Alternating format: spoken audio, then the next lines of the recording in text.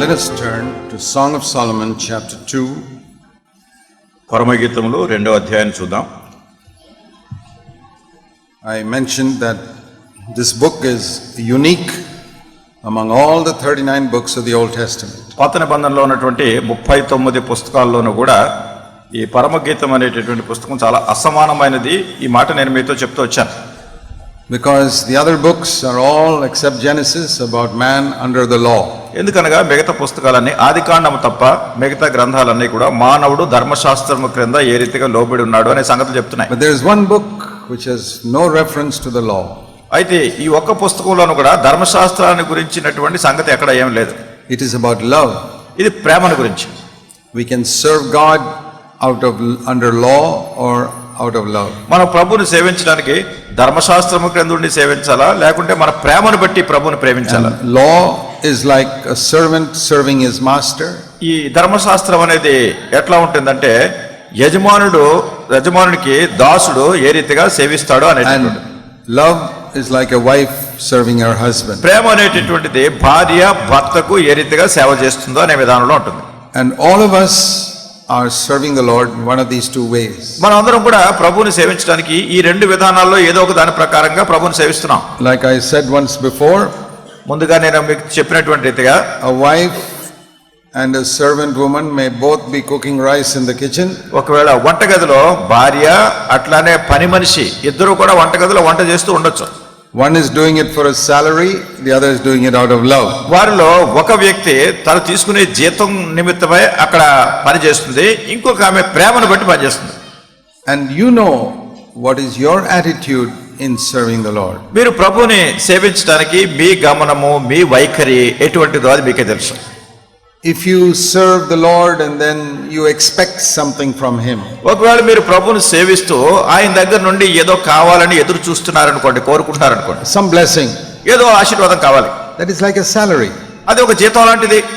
Lord, I am doing this for you, what are you going to do for me? ఓ ప్రభువా, నేను నీ కోసం ఇది చేస్తున్నాను, మరి నీవైతే నా కోసం ఏం చేస్తావు? That is the servant attitude. I am working in the kitchen, what is my salary? మరి వంటగదిలో పని మనిషి పని చేసినట్టే ఉంటుంది, ఈ వంటగదిలో నీ కోసం నేను పని చేస్తున్నా, నా జీతం సంగతి ఏంటి అని. But a loving wife will never do it like that. అయితే ప్రేమించేటటువంటి భార్య ఎప్పుడు కూడా తను చేసే పని ఈ వైఖరితో చేయదు. She works morning till night and expects nothing. ఉదయం నుంచి రాత్రి వరకు పని చేస్తుంది కానీ తనకి ఏదో జీతం కావాలని కోరుకోవట్లేదు.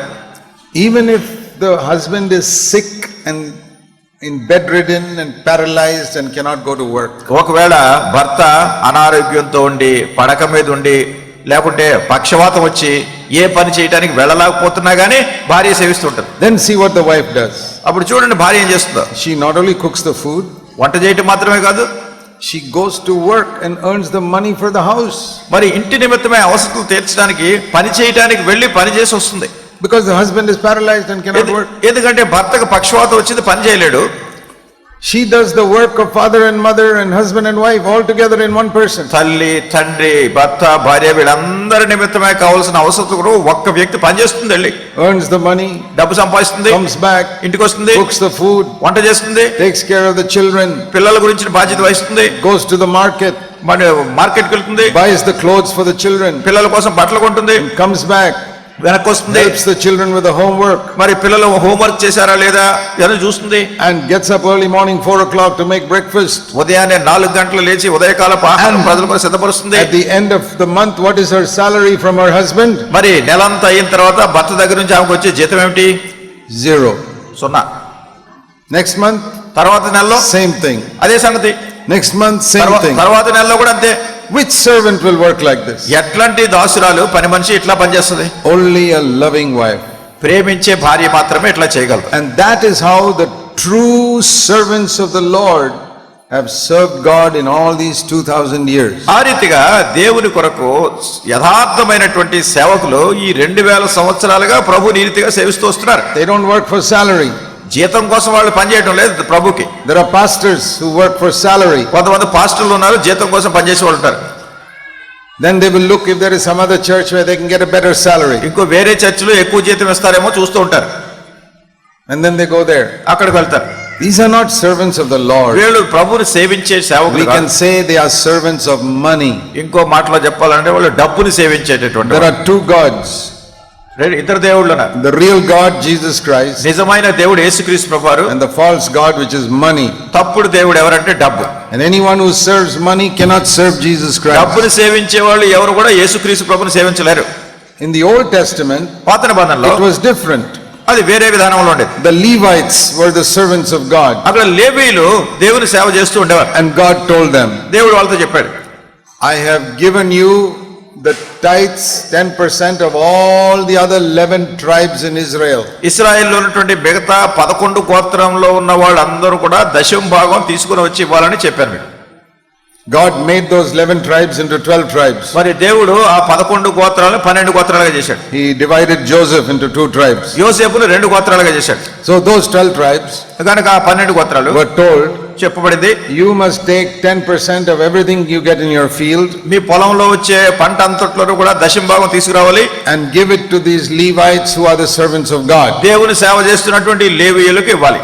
And if the Levites did not get that, మరి లేవీయులు కనుక అది పొందకపోతే then they will complain. అప్పుడు వాళ్ళు దేవునికి ఫిర్యాదు చేస్తారు, This fellow has not brought his tithe. ఇతడు దశమ భాగం తేలేదు. And any pastor who talks like that, he should go back to the Old Testament. ఏ పాస్టర్ గారైనా ఇలాంటి చెప్పారనుకోండి, పాత నిబంధనలోకి వెళ్ళాలి. He is not a follower of Jesus Christ. యేసుక్రీస్తును ప్రభు వెంబడించే వ్యక్తి He కాదు, is a follower of Moses. మోషే ధర్మశాస్త్రాన్ని అనుసరించే వ్యక్తి. I'm sorry to say that 95% of Christians live under the law. మరి నేను చెప్పే విచారకరమైన సంగతి ఏంటంటే క్రైస్తవులు 95% ఇట్లా ధర్మశాస్త్రాన్ని అనుసరించి A నడుస్తున్నారు. true loving wife అయితే యథార్థమైనటువంటి ప్రేమించే భార్య will not work like that. అట్లా పనిచేయదు. See, for example, when Jesus called his servants in the new covenant, ఉదాహరణ, నూతన బంధంలో యేసుక్రీస్తు ప్రభువారు తన దాసులు సేవకులను పిలిచినప్పుడు he never told them, I will give you so much salary every month. ప్రతి నెలలో నేను మీకు ఇంత జీతం ఇస్తానని ప్రభు ఎవరితో చెప్పలేదు. Today, in every Christian organization, there is a salary list, how much you get if you do this job. అయితే ఈ దినాల్లో ప్రతి క్రైస్తవ సంస్థలోనూ కూడా ఈ పని మీరు చేస్తే ఎంత జీతం వస్తుంది అని ముందే నియమించారు. Any Christian organization, ఏ క్రైస్తవ సంస్థ అయినా సరే, radio ministry, రేడియో పరిచర్య, literature ministry, పుస్తకాలు రాసే పరిచర్య, children's mission పిల్లల మధ్యలో ministry, జరిగే పరిచర్య, missionary work, మిషనరీ పని, always just like in the worldly companies, salary. అన్నిట్లోనూ కూడా ఈ లోకంలో ఉండేటటువంటి కంపెనీ వాళ్ళు జీతం ఇస్తారే అట్లానే ఈ వేళ జీతాలు కూడా నిర్ణయిస్తారు. Did Jesus do that? యేసు ప్రభువారు అట్లా చేశారా? Dear brothers and sisters, ప్రియ సహోదరులారా, if you సహోదరులారా, want to have a wonderful relationship with Jesus as the bride, యేసుక్రీస్తు ప్రభువారికి నువ్వు పెండ్లి కుమార్తెగా ఉండి అద్భుతకరమైన సంబంధం కలిగి ఉండాలనుకుంటున్నారా? not only you don't look for salary, మీరు జీతం కోసం చూడటమే కాదు, you don't look for any reward. అసలు ఏ బహుమానం కావాలని కూడా మీరు చూడరు. Are you serving God for some reward? ఏదో ఒక బహుమతి కావాలని, కానుక కావాలని దేవుడు సేవిస్తున్నారా? What a useless wife that will be who says, I work because I want to get a sari next month. వచ్చే నెలలో నువ్వు నాకు చీర కొనాలి కనుక అందుకని పని చేస్తున్నారని భార్య అంటే ఎందుకు పనికిరాని భార్య ఆమె.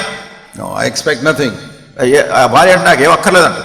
I told the Lord that 50 years ago. 50 సంవత్సరాల కిందట నేను ప్రభుతో ఇది చెప్పాను. I said, Lord, ఓ దేవా, you have already given enough for me by dying for me on the cross. నా కొరకు సిలువలో మరణించడం ద్వారా నీవు నాకు చాలినంతగా ఇప్పటికే ఇచ్చేసావు. Never in my life will I ask you for anything. నా జీవితంలో మళ్ళా ఎప్పుడు ఏది కావాలని నేను అడగను. Because you died for me on the cross, ఎందుకంటే సిలువ మీద నీవు నా కొరకు మరణించావు కనుక I shall spend my life serving you. నా జీవితకాలం అంతా నేను సేవిస్తూనే ఉంటాను. If I get money, I will serve you. నాకు డబ్బు వచ్చినా నేను సేవిస్తాను. If I don't get money, I will serve you. నాకు డబ్బు లేకపోయినా నేను If సేవిస్తాను. I get food, I will serve you. నాకు అన్నం తినడానికి తింటున్నా సేవిస్తాను. If I don't get food, I will still serve you. తినడానికి తిండి లేకపోయినా సేవిస్తాను. It has nothing to do with food or money or anything. కనుక ఏదో డబ్బు కోసం కానీ తిండి కోసం కానీ నేనేం చేయను. That's why my life has been very happy. ఆ రీతిగా నా జీవితం చాలా సంతోషంగా ఉంది. I often think I am the happiest Christian in India నేను అనుకుంటాను భారతదేశంలో చాలా సంతోషకరమైన క్రైస్తవునిగా ఉన్నాను. because nobody can make me unhappy. ఎందుకంటే నన్ను ఎవరు అసంతోషంగా చేయలేకపోతున్నారు. And nothing in the world can make me ఈ unhappy. ప్రపంచంలో ఉన్నది ఏది కూడా నన్ను అసంతోషంగా చేయట్లేదు. I have found my happiness in Jesus. ఎందుకంటే నా సంతోషాన్ని యేసుక్రీస్తు ప్రభువులో కనుగొన్నాను. I am not his servant. నేను దాసుని కాదు, I am his wife. ఆయన తన భార్యను. I do not work for salary. జీతం కోసం నేను పనిచేయట్లేదు. I do not work for reward. ఏదో బహుమతి కోసం పనిచేయట్లేదు. I work out of love. ప్రేమను బట్టి పనిచేస్తున్నాను. I can work 24 hours a day. రోజుకి 24 గంటలు కూడా నేను పనిచేస్తాను. Somebody asked me once, ఒకసారి ఎవరు నన్ను అడిగారు, Oh, Brother Zach, you're 71 years old, when are you going to retire? మరి సోదరుడు జాక్ గారు నీకు 75 సంవత్సరాలు వచ్చినాయి కదా ఎప్పుడు మీరు రిటైర్ అయిపోతారు అన్నారు. I say, retire? I'm not a pastor. ఏమన్నా రిటైర్మెంటా? నేనే పాస్టర్ కాదు. I'm going to retire when I go to heaven. నేను పరలోకానికి వెళ్ళినప్పుడే అప్పుడే రిటైర్మెంట్. From earthly work. ఈ భూ సంబంధమైన పని నుంచి. Then I will start another work over there. అక్కడ మరి ఒక పని అక్కడ ప్రారంభమవుతుంది. If you will have greatest joy if you always say, my relationship with Jesus is like a wife, not a servant. యేసుక్రీస్తు ప్రభువారితో నాకు ఉన్నటువంటి సంబంధం ఏదో పని మనిషి సంబంధం లాంటిది కాదు, ఒక భార్యతో ఉన్న సంబంధంలా ఉంది అని మీరు అనుకున్నప్పుడు ఈ లోకంలో ఎంతో సంతోషకరమైన వ్యక్తిగా ఉంటారు. That is how he wants to be to you also. ఆ రీతిగా మీ విషయంలో కూడా ఆయన అట్లా చేయాలని కోరుతున్నాడు.